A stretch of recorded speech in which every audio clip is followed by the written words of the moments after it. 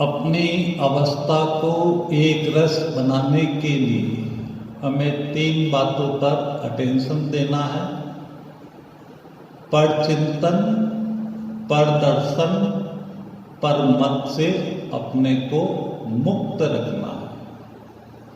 तभी हम बाप समान या अपनी स्थिति को शक्तिशाली बना सकेंगे।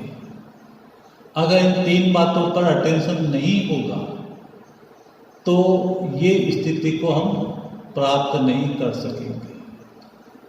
हम सब पुरुषार्थ तो कर रहे हैं, बड़ी बड़ी बातों पर तो हमें ध्यान है, किसी को दुख नहीं देना है, विकारों के वशीभूत नहीं होना है, क्रोध के वशीभूत नहीं होना है, अमृत वेले उठना है, मुरली रोज पढ़नी है, खान पान शुद्ध खाना है। स्थूल बातों पर तो हमारा अटेंशन है, लेकिन सूक्ष्म जो हमारी संकल्प है, जो सूक्ष्म धारणाएं हैं, उस पर भी हमें अटेंशन देना है। क्योंकि हमारा सारा जो पुरुषार्थ है वो है बुद्धि को पवित्र बनाने का, बुद्धि को शालीन बनाने का, बुद्धि को दिव्य बनाने का। जितनी बुद्धि हमारी दिव्य होगी, दिव्य का अर्थ है जो परमात्मा के द्वारा जो हमें दिव्य बुद्धि मिली, आत्मा को देखने की, परमात्मा को देखने की, इस दिव्य बुद्धि के ऊपर कोई भी देह के संबंध का और देह के पदार्थों का प्रभाव नहीं पड़े। इसको कहते हैं मेरी बुद्धि सेफ है, मेरी बुद्धि क्लीन है। लेकिन इसी बुद्धि को सेफ रखने के लिए, क्योंकि सारी प्राप्ति हमें बुद्धि के द्वारा करनी होती है, अगर बुद्धि पर कट है, जंग है, बुद्धि पर डस्ट लगी हुई है, किसी का प्रभाव है, तो वो बुद्धि बाबा से इतनी शक्तियों की कैच नहीं कर सकेगी,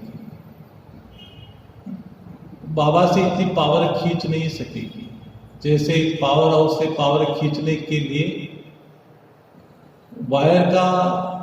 वायर के गेज का मोटा होना जरूरी है। जितना वायर का गेज मोटा होगा और उसके साथ वायर का कनेक्शन टाइट होगा, तभी वो पावर हाउस से पावर खींच सकेंगे।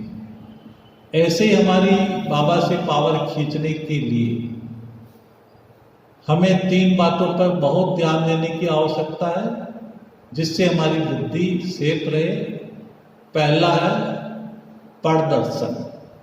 हम ये जानते हैं कि जो इन आंखों से देखते हैं, देखी हुई चीज का इफेक्ट हमारे मन पर निरंतर पड़ता है। आपने अगर दिल से देख लिया उस चीज को, तो आपके अंदर वो चीज चली गई। ये एक मनोवैज्ञानिक सिद्धांत है। इसलिए बाबा ने कहा, देखते हुए भी नहीं देखो, सुनते हुए भी नहीं सुनो।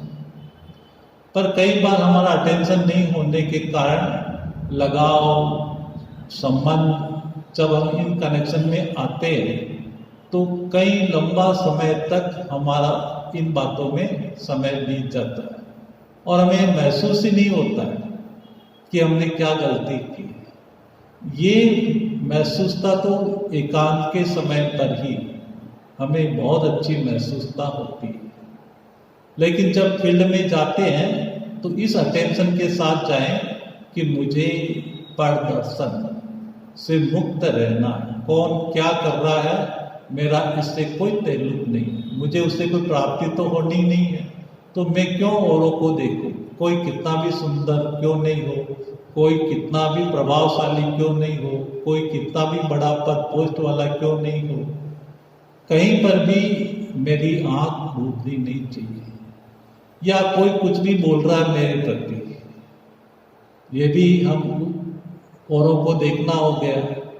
तो परदर्शन यानी कौन क्या कर रहा है, कैसे चल रहा है, क्या बोल रहा है, क्या कर रहा है, मुझे इन बातों से कोई कनेक्शन नहीं है। तो अपने को परदर्शन से मुक्त करना। दूसरा है पर चिंतन। पर चिंतन का अर्थ है औरों के बारे में सोचना। और इसके अंदर एक सूक्ष्म बातें ये आती है कि कई बार किसी व्यक्ति के बोल, किसी व्यक्ति का व्यवहार, किसी व्यक्ति के आचरण अगर हमारे अनुसार ठीक नहीं होता है और हम उसका चिंतन करते रहते हैं। कोई ज्ञानी भाई है, 20 साल से चल रहा है और कोई गलती कर देता आपके अनुसार, वो ठीक नहीं करता है, तो हमारा चिंतन उसके प्रति चलता है, कहते हैं देखो वो भी ऐसी गलती कर देता है। तो ये सारी पर चिंतन की बातें हैं। तो पर चिंतन अर्थात एक तो किसी व्यक्ति का चिंतन हमारे अंदर नहीं चलना चाहिए। किसी का बोलने का ढंग हमको पसंद नहीं आता है तो भी हमारे अंदर चिंतन चलता है। तो हमें मालूम होना चाहिए कि हर आत्मा का वैरायटी स्वभाव संस्कार है। मुझे क्या करना है? मुझे अपने को देखना है, बाबा को देखना है। तो मुझे पर चिंतन से बचाना है। अगर ईश्वरीय चिंतन, आत्मचिंतन के बजाय पर चिंतन चलेगा तो पर चिंतन पतन की जड़ है। पर चिंतन आपकी अवस्था को गिरा देगा, घाटे में ला देगा। इसीलिए हमें किसी की भी बात सुनी हुई उस पर रिएक्शंस नहीं करने, उसका चिंतन नहीं करना। तो दूसरी बात, हमें पर चिंतन से भी अपने को मुक्त रखना है। और इसका एक सूक्ष्म अर्थ यह भी होता है कि जो भी हमारे साथ बीत गया, अच्छा बुरा, कोई इवेंट हो गया हमारे साथ, तो उसका भी हमें चिंतन नहीं करना।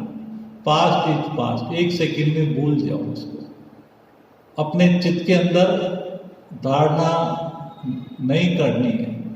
कई बार हम बीती हुई बातों का ही हम चिंतन करते रहते हैं। घटना हो गई, 5 साल बीत गए, उसको अभी तक हम अपने अंदर भरे हुए हैं, उसी का ही हम वर्णन करते रहते हैं कि फलाने ने मेरे साथ ऐसा किया, फलाने ने मेरे साथ ऐसा बोला, यानी अभी तक आप वहीं पर भी हैं। तो अगर हम पर चिंतन करते हैं, ये भी एक वातावरण को तो कमजोर बनाते हैं, इसके लिए हम पाप के भागी बन जाते हैं। तो दूसरी बात, हमें बीती हुई बातों का और किसी व्यक्ति की बातों का हमें चिंतन नहीं करना है। तीसरा है परमत।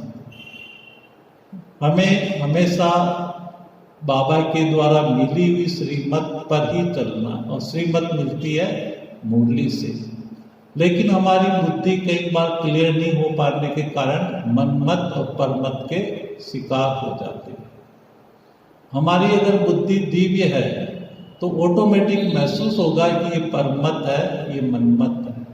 तो हमारे संस्कारों का प्रभाव भी हमारी बुद्धि पर नहीं पड़ना चाहिए। और औरों की बातों का प्रभाव भी, कई बार हमारे साथी बहुत अच्छे होते हैं, सहयोगी होते हैं, उनकी कई बातें अच्छी भी होती है, पर समय के साथ उन बातों को परखना कि क्या राइट है, क्या रॉन्ग है, इसको समझने के लिए बुद्धि जितना हमारी इन सब बातों से डिटेच होगी, एक बाबा में लगी हुई होगी, तब आप एक परमत से मुक्त हो सकेंगे। तब आप उन बातों पर अच्छी तरह से परख सकेंगे, निर्णय कर सकेंगे।